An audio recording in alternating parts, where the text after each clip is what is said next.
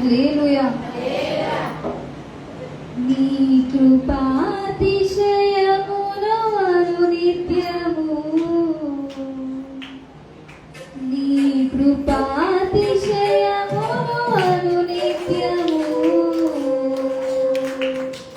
నే కీర్తించెదా తరతరములకు, నీ విశ్వాస్యతను నే ప్రచురింతును. నీ కీర్తి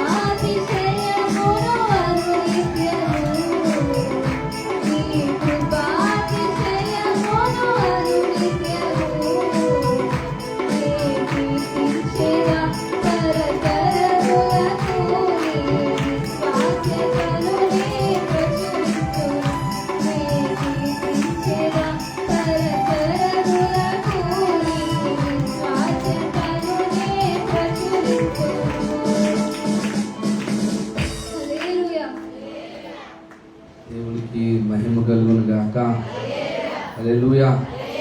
ఈరోజు చాలా చక్కటి దినం దేవుడు మనకి ఇచ్చారు.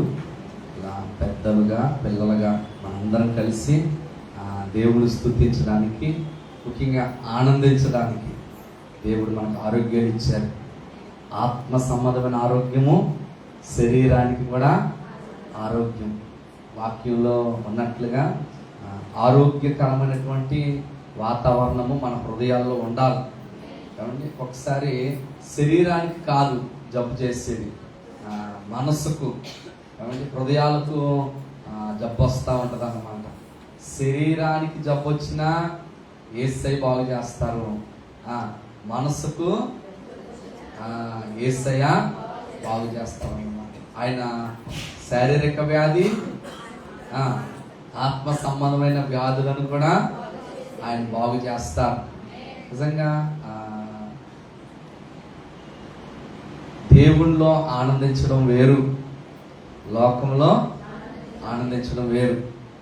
పాస్టమ్ గారు అంటున్నారు, రాత్రి ప్రార్థన అయిన తర్వాత పడుకునేటప్పుడు అంటున్నారు, ఒకప్పుడు మేము లోకంలో ఉన్నప్పుడు కలాపులు వేసుకుని ముగ్గులు ఎట్టుకొని అలాగే గడిపేదాన్ని.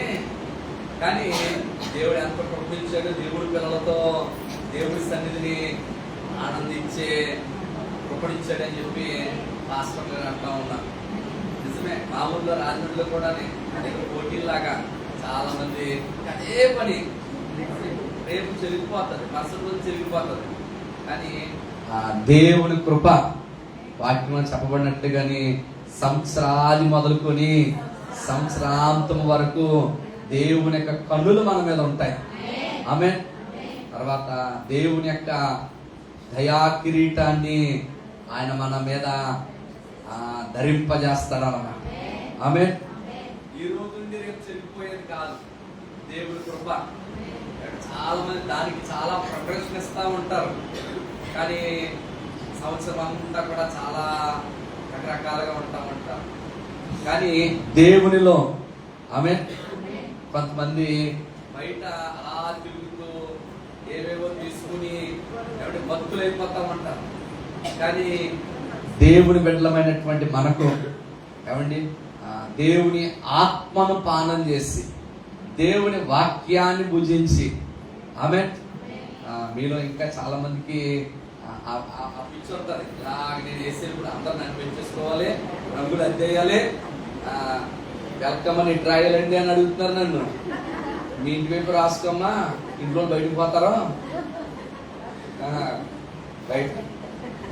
బయట రానేమో కొన్ని వెల్కమ్ అని రాసినా కానీ ఏమిటి అలాగా లోకంలో చాలా ఉన్నాయండి.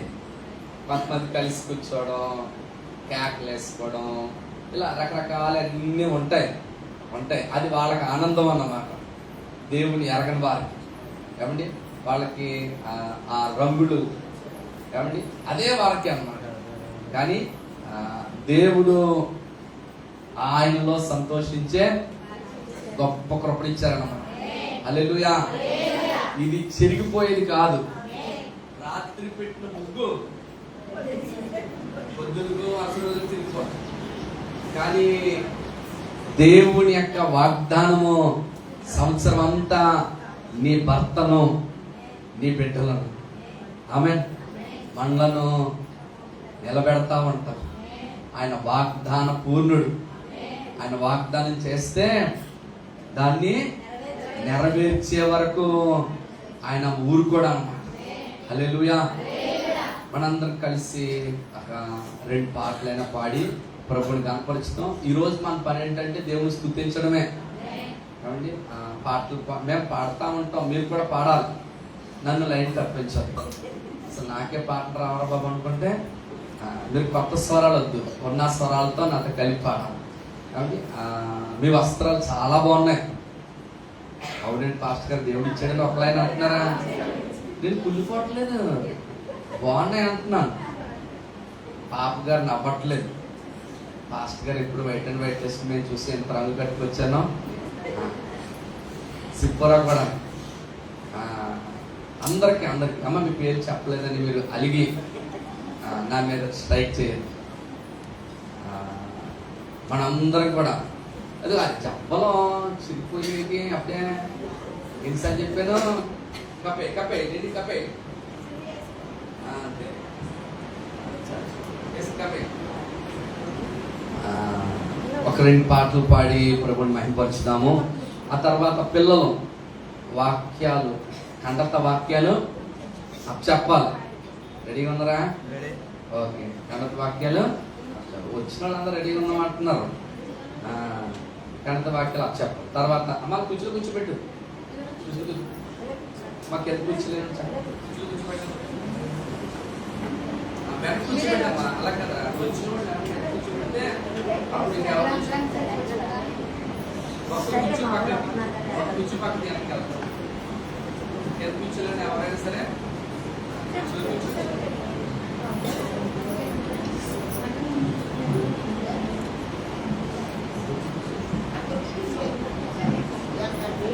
బ్రతికి ఉన్నానంటే నీ కృపా, జీవిస్తున్నానంటే నీ కృపా. అందరూ అనుభవపూర్వకంగా బ్రతికి ఉన్నానంటే నీ కృపా, ఇలా జీవిస్తున్నానంటే నీ కృపా, బ్రతికి ఉన్నానంటే నీ కృపా, ఇలా జీవిస్తున్నానంటే నీ కృపా. ఏ యోగ్యత నాలో లేదు, ఎంత భాగ్యము ఇచ్చావు, పరిశుద్ధత నాలో లేదు, నీ ప్రేమను చూపావు. అవును తండ్రి, నీ ప్రేమను చూపావు. యేసయ్యా, నా యేసయ్యా, యేసయ్యా, నా యేసయ్యా, యేసయ్యా, నా యేసయ్యా, యేసయ్యా, నా యేసయ్యా. బ్రతికి ఉన్నానంటే నీ కృపా, ఇలా జీవిస్తున్నానంటే నీ కృపా. పడదాం. బ్రతికి ఉన్నానంటే నీ కృపా, ఇలా జీవిస్తున్నానంటే నీ కృపా. నా జీవిత నావా సాగుతుండగా తుఫానులు వరదలు విసిరి కొట్టగా, కదలలేక నా కల పూజించబోగా, రూపగా అంటూ నన్ను నడిపినావు. నా జీవిత నావా సాగుతుండగా తుఫానులు వరదలు విసిరి కొట్టగా, కదలలేక నా కల పూజించబోగా, రూపగా అంటూ నన్ను నడిపినావు.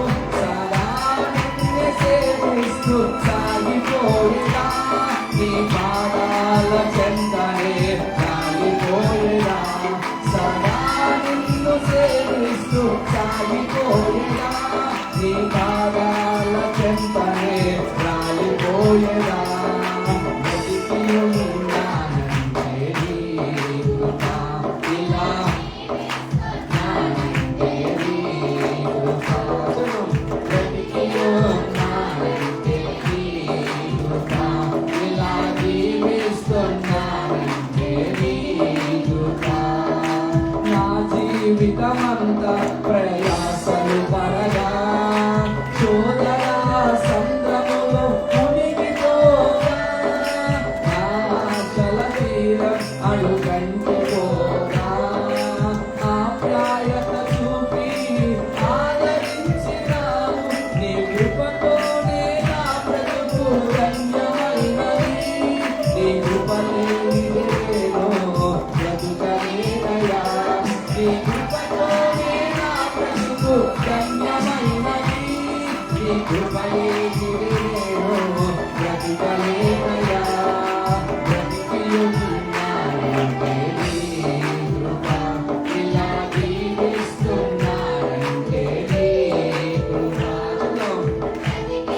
ఉన్నానంటే నీ కృపా, ఇలా జీవిస్తున్నానంటే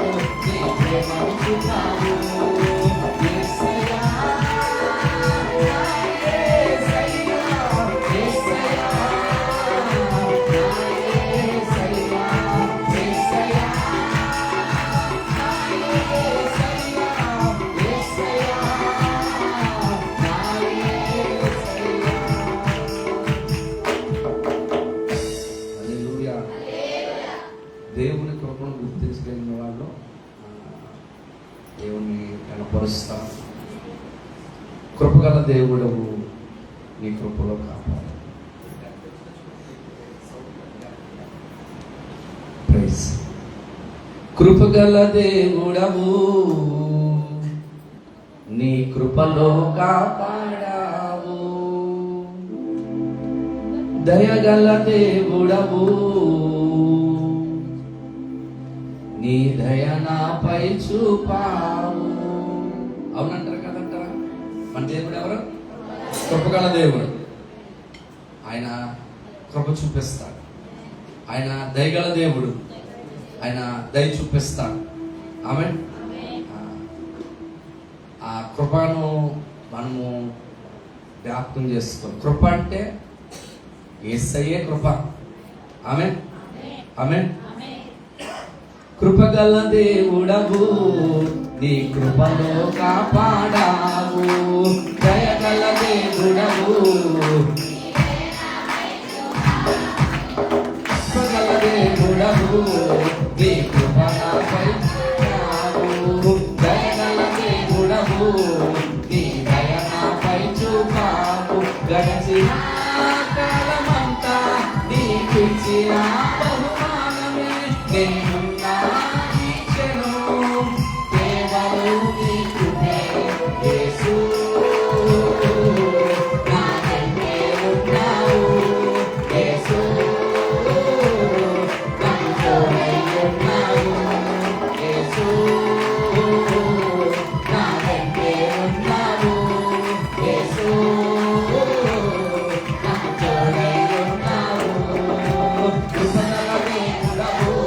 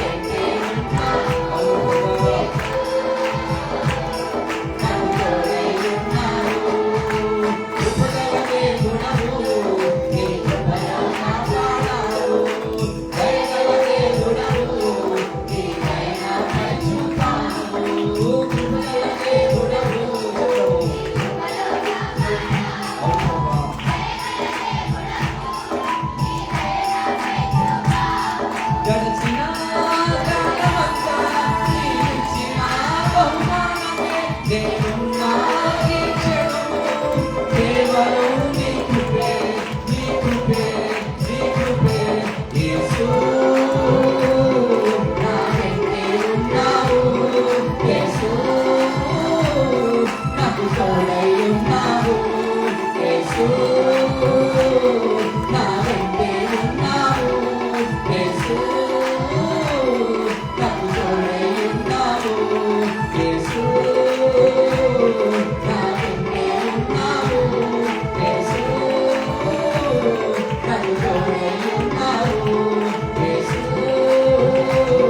నా వెంటే ఉన్నావు. అవును, దేవుడు మనకు తోడై ఉన్నాడు. యేసు గడిచిన కాలంలో దేవుడు ఇచ్చిన బహుమానం. ఈ సంవత్సరంలో దేవుడు ఇంకా గొప్ప బహుమానంగా మనల్ని సంతరించాడు. నా వెంటే ఉన్నావు. అవును తండ్రి, అవును నాయనా. యేసు నా వెంటే ఉన్నావు, యేసు నాకు తోడై ఉన్నావు.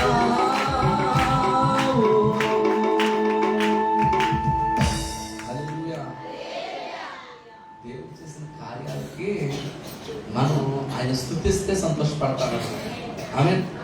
స్తుతించే హృదయము ఎవరిలో ఉంటుందో ఏమండి వారిని దేవుడు వర్ధలింపజేస్తాడు. ఆమేన్. స్తుతించడం అంటే ఏంటండి? ఇలా పాటలు పాడటమే, ఇలా చప్పలు కొట్టడమే. ఏమండి? స్తుతించే మనస్సు మనం కలిగి ఉండాలి. కొంతమంది మంచోళ్ళు ఉంటారు, పాస్టర్ గారు చెప్తేనే పాడతారు, పాస్టర్ గారు చెప్తేనే చప్పలు కొడతారు. నన్నే దేవుడు కాపాడారా, మిమ్మల్ని కాపాడారా? మనందరినీ కూడా, మన బిడ్డలను, మన కుటుంబాలను ఏమండి చాలా అద్భుతంగా దేవుడు గత కాలం అంతా కాపాడుతూ ఉన్నారు. ఇంకా మనము చెప్పలేమన్నమాట. ఎంత కృప, ఎంత ఆరోగ్యమో. ఏమండి గత కాలాన్ని మనం జ్ఞాపకం చేసుకున్నప్పుడు దేవునికి కృతజ్ఞతాస్తుతులు. స్తుతించే మనస్సు ఎవరికి ఉంటుందో వారి దేవుడు హెచ్చిస్తాడన్నమాట. ఆమేన్. ఇప్పుడు కూడా ఏమంటాలి మన నోట్లో? చెప్పలేము. ఏమంటాలి? స్తుతించే మనస్సు ఉండాలి, స్తుతించే నోరు ఉండాలి. ఎప్పుడు కూడా చెప్పండి, స్తోత్రం ప్రభా, స్తోత్రం ప్రభా, స్తోత్రం ప్రభా. ఇలా అద్దం దగ్గరికి వెళ్ళి పళ్ళు చూసుకుంటున్నారు అనుకోండి, ఈ పళ్ళు ఉన్నాయి ఇంకా అయ్యి ప్రభా నీకు స్తోత్రం అనుకోవాలి.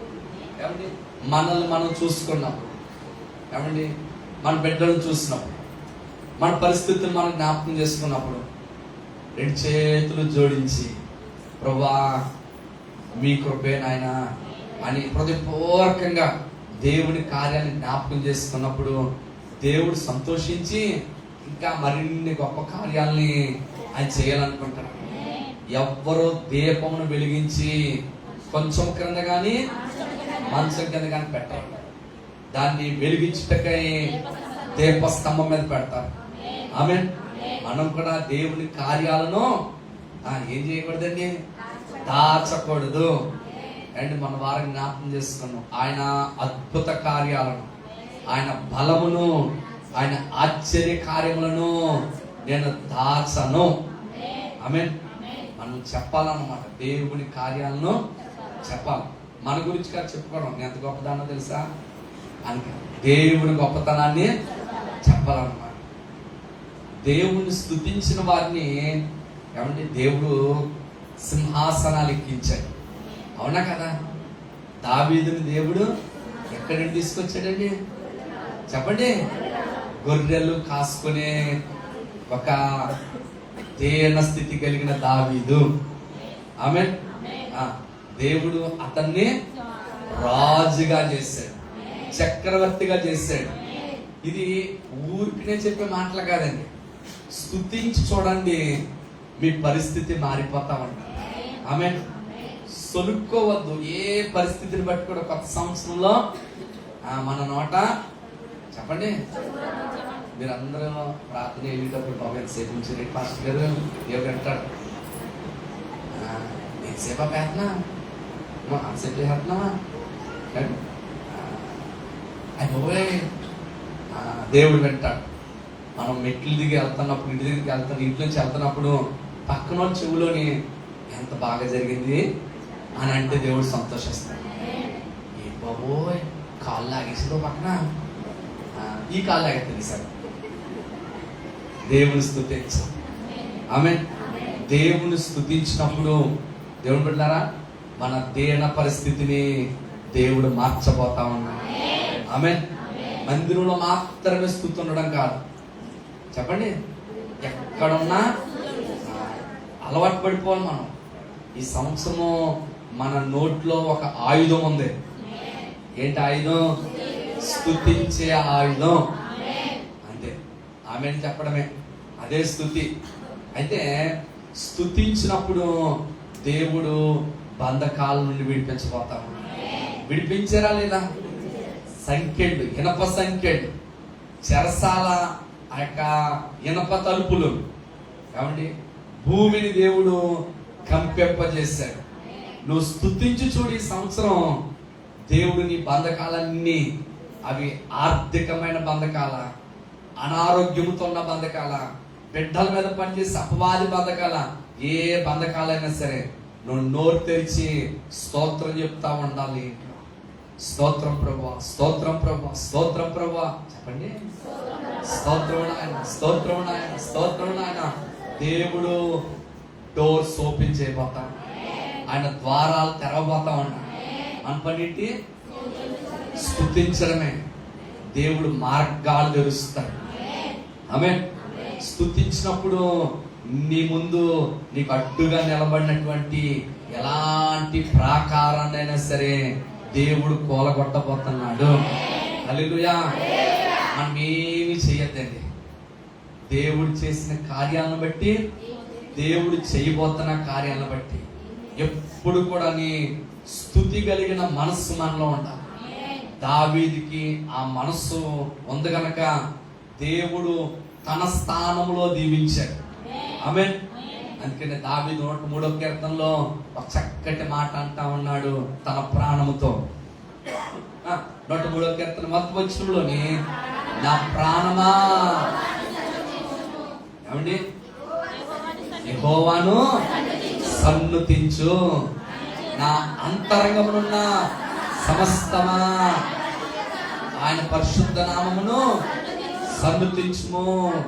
నా ప్రాణమా యెహోవాను సన్నుతించుము, ఆయన చేసిన ఉపకారాలు ఏదైతే ఉన్నాయో, నా ప్రాణమా, నా ప్రాణమా దేనిని కూడా మర్చిపోద్దు. ఈరోజు నేను కట్టిన వస్త్రము దేవుడిచ్చాడు.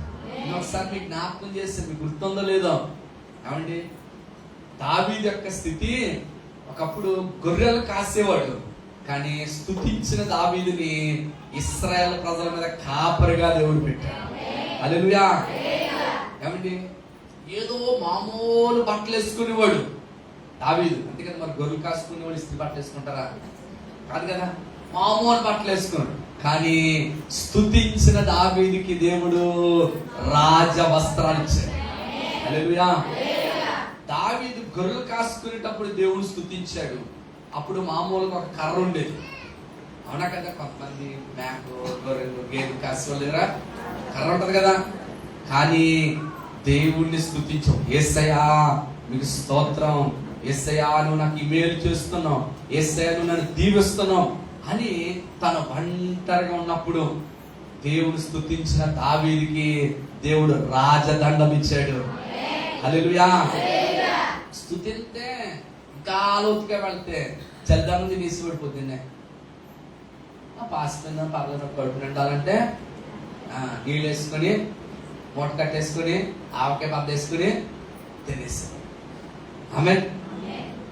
ఫుడ్ మారిపోయింది, డ్రెస్ మారిపోయింది, హెయిర్ స్టైల్ మారిపోయింది, స్థితి మారిపోయింది. ఏమండి, నేను నిజంగా చెప్తున్నాను, ఈ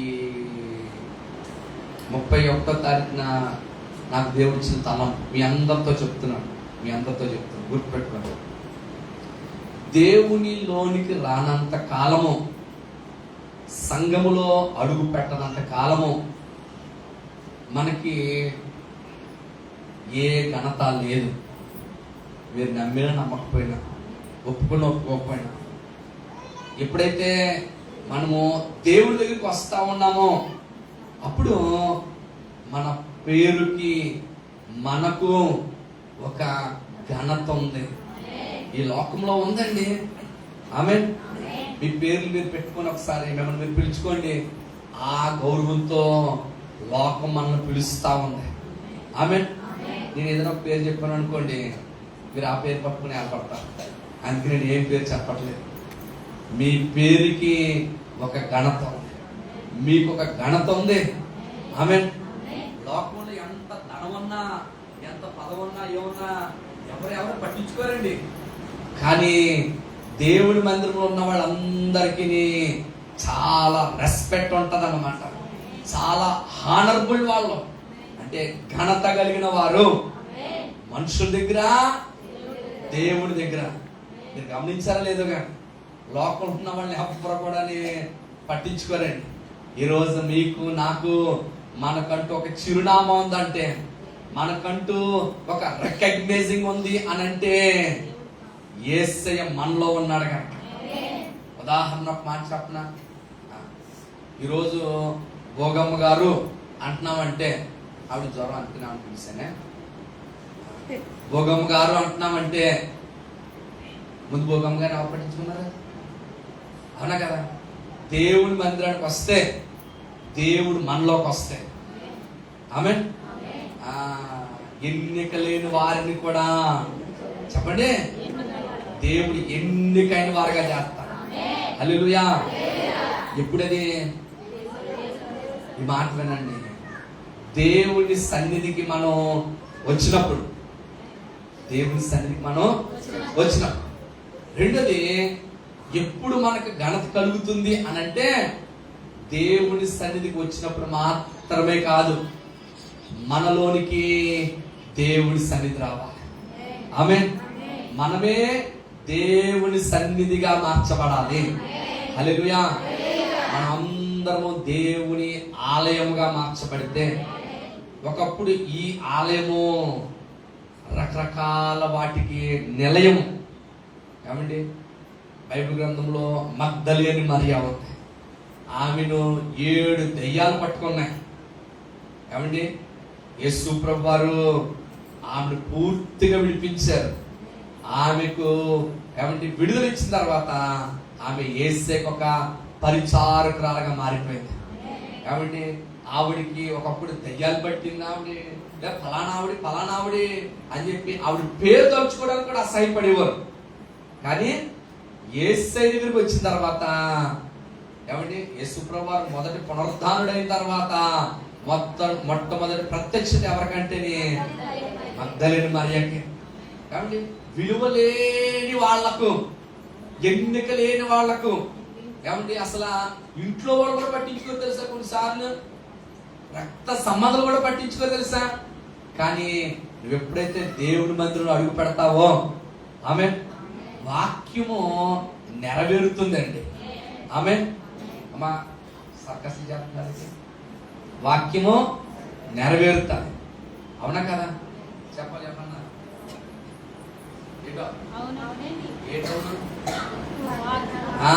అలా చెప్పాలి మీరు. వాక్యము నెరవేరుతుంది. యేసయ్య చెప్పారు మొదటి సమూయేలు గ్రంథం 2వ అధ్యాయం చివరిలో, నన్ను ఘనపరుచు వారిని నేను ఘనపరుస్తాను. ఆమేన్. ఆయనను మనం ఘనపరిస్తే, ఏమండి, మందిరంలో దేవుని కనపరచాలి. ఆమేన్. ఇంటి దగ్గర దేవుని కనపరచాలి. మనం ఉద్యోగం చేస్తే దేవుని కనపరచాలి. మనం వ్యాపారం చేస్తే దేవుని కనపరచాలి. మన బంధువుల దగ్గర దేవుని కనపరచాలి. మనము దేవుని కానీ కనపరిచినట్లయితే, దేవుడు ఎన్నిక లేని మనకు, యోగ్యత లేని మనకు, ఏమంటే ఆయన అలా మనం లిఫ్ట్ చేసి ఆయన మనల్ని ఘనపరుస్తాడు. నీ రక్త సంబంధుల మధ్య నిన్ను ఘనుడిగా దేవుడు చేస్తాడు. మనం ఎంత సొంత డబ్బు కొట్టుకున్నా, ఎంత ధనం దాచిపెట్టినా మనకు విలువ ఉండదండి. దేవుడి సన్నిధిలో తేన స్థితిలో ఉన్న వారికైనా సరే దేవుడు గొప్ప ఘనతనిస్తాడు. హల్లెలూయా. అదే దేవుని యొక్క గొప్పతనం. ఆమేన్. చూడండి, జక్కయ్యని అందరు కూడా ఏమనివారు? దుర్మార్గుడు, పాపిష్టుడు, అందరి దగ్గర ఇలాగా అన్యాయంగా. అవునా కదా? జక్కయ్య లాంటి వాళ్ళు అరుగు మీద కూర్చుంటే సుబ్బరావు ఉందా? ఏది సుబ్బరావు పర్లేదు, మీ దగ్గర అరుగు ఉంది కదా. అలాంటి అరుగు మీద కూర్చుంటే జక్కయ్య లాంటి వాడు నీళ్ళు వేసి పెనాలేసి కడిగేసుకునేవాడు. దరిద్రుడు మా అరుగు మీద కూర్చున్నాడు, ఇలాంటి పాపిష్టుడు, అంత దుర్మార్గుడు అంట జక్కయ్య.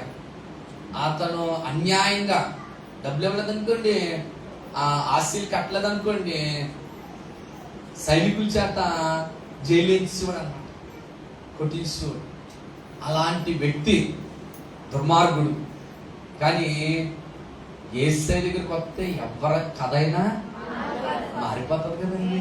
ఆ దుర్మార్గుడా, పాక, నక్సలైట, టెర్రరిస్ట, దొంగ, వ్యభిచార, తాగుబోత, స్మగ్లరా, ఇలాంటి కరుడు గట్టిన వ్యక్తినైనా సరే ఆమేన్, దేవుడు ఆయన స్వరూపంలో మార్చుకుంటాడు.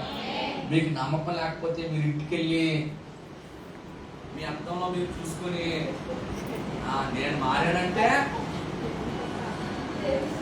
ఆమేన్, మీరు మారారండి. మీకు నమ్మకం లేదా? ఇంకా మీరు బాగుంటారు. హల్లెలూయా. జక్కయ్యను అందరూ ఏసరించుకునేవాళ్ళు అన్నమాట, చీకొట్టేవాళ్ళు. ఆమేన్. ఎవరి దగ్గర డబ్బు ఉంది అతనికి, ఉద్యోగం ఉంది అతనికి, కానీ ఏం లేదు, విలువ లేదు, గౌరవం లేదు. ఇదొక బతికేనా ఉందంటారా? ఉందన్న అలా అన్నందుకు మళ్ళీ ఎంతకొంత ఆశ కట్టించుకున్నాడు. అలాంటి జక్కయ్య కదా, ఎన్నిక లేనటువంటి వాడు అన్నమాట, అందరి చేత తృణీకరింపబడిన వాడు. ఆమేన్. కానీ యేసయ్యను చేర్చుకున్న తర్వాత, చెప్పండి, యేసయ్యను చేర్చుకున్న తర్వాత దుర్మార్గుడు కాదు, పాపిష్టుడు కాదు, అన్యాయస్తుడు కాదు. యేసయ్య చెప్పారు, ఇతడు అబ్రహాము కుమారుడు. హల్లెలూయా. ఎక్కడ అబ్రహాము గొప్ప విశ్వాసం కలిగినవాడు, ఏమంటే జక్కయ్య ఎక్కడండి?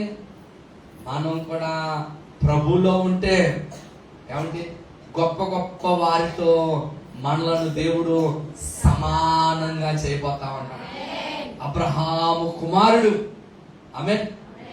మనం కూడా అబ్రహాము యొక్క బిడ్డలం అన్నమాట. యేసయ్యలో మనకు ఘనత ఉంది, యేసయ్యలో మనకి గౌరవం ఉంది. ఆయన మనలను హెచ్చించే దేవుడు. నమ్ముతున్నారండి? యేసయ్యను మోసిన గాడిదకు ఘనత వచ్చిందండి. ఎందుకంటే ఘనత వచ్చింది? యేసయ్య ఆ గాడిద మీద కూర్చున్నారు కనుక. యేసయ్య ఉంటేనే ఘనత. ఏమండి, మన జీవితంలో కూడా గుర్తుపెట్టుకోండి, ఈ 2026వ సంవత్సరంలో మనం దేవుడి మందిరానికి రావడం కాదు, మన లోపలికి దేవుడి మందిరం రావాలి. ఆమేన్. మనము దేవుని ఆలయాలుగా మారాలి. పరిశుద్ధత, యథార్థత, న్యాయము, ఇవన్నీ దేవుని యొక్క సింహాసనానికి పునాదులు అన్నమాట. ఆమేన్. క్షమించే మనస్సు, కనికరించే హృదయము, ఇది దేవుని యొక్క స్వభావం అన్నమాట. ఆమేన్. మనము ఈ ఆయన స్వభావ లక్షణాలను మనం కలిగి ఉంటే దేవుని సన్నిధి మనలో ఉంటుంది. ఆమేన్. ఎక్కడ లేని గౌరవం మనకు ఉంటుంది. ఈ లోకంలో పెద్ద పెద్ద పదవులు కలిగిన వాళ్ళకి, పెద్ద పెద్ద కోట్లు ఉన్న వాళ్ళకి, కారులు ఉన్న వాళ్ళకి లేని ఘనత సామాన్యమైనటువంటి. ఏమండి, చూడండి, మనము మరియను అదే చూస్తాం, తన దేన స్థితి. కానీ యేసయ్య పరిశుద్ధాత్ముడు ఆమెలోకి వచ్చిన తర్వాత ఆమె గురించి లోకము, ప్రపంచము, ప్రతి తరము ధన్యురాలు అనిపించుకున్నది అనమాట. హల్లెలూయా. నేను దేవుని మాటలు జ్ఞాపకం చేస్తున్నాను. యేసయ్య మనలో ఉంటే మనకు గౌరవం. మీరు ఒప్పుకోకపోయినా ఎంత విలువైన వస్త్రాలు కట్టండి, ఎంత విలువైన ఆభరణాలు పెట్టండి, ఎవ్వరు మనల్ని పట్టించుకోరు. మన భక్తి మనలో ఉన్న దేవుని బట్టే ఈ లోకంలో కానీ, సంఘంలో కానీ, ప్రభు దగ్గర కానీ మనకేముందంటే విలువ ఉంది. హల్లెలూయా. ఈ సంఘంలో పాట పాడి ప్రభుని మహిమపరుస్తాము.